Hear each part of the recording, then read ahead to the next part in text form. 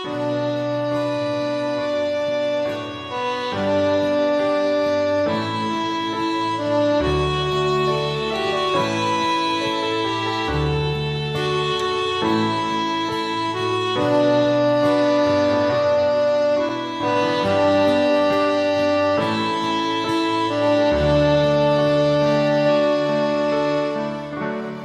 ុំរួមនឹងព្រះគ្រីទោះស្លាមក៏ខ្ញុំចំណែងខ្ញុំរួមនឹងព្រះគ្រីទោះស្លាមក៏ខ្ញុំចំណេញ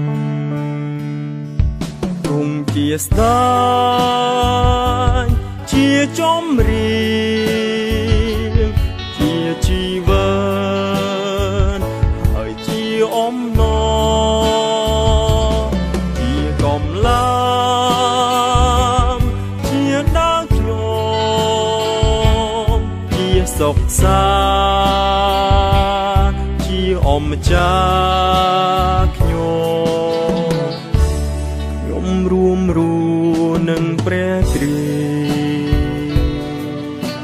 ស្លាមក៏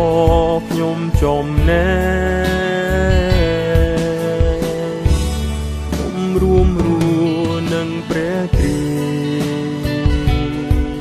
ទោះស្លាមក៏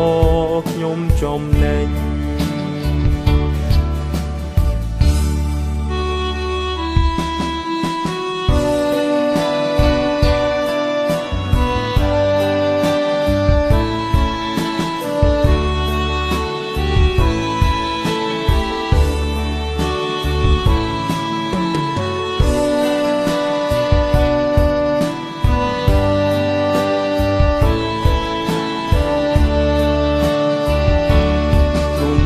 ស្ដេ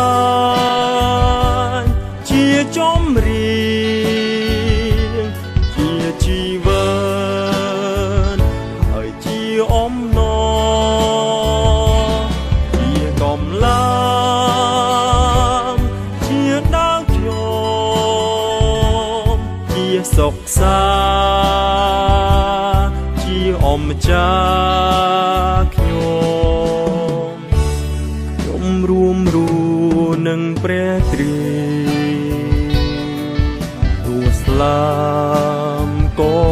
ខ្ញុំចំណែងខ្ញុំរួមនឹងព្រះគ្រីទោះស្លាមក៏ខ្ញុំចំណេញ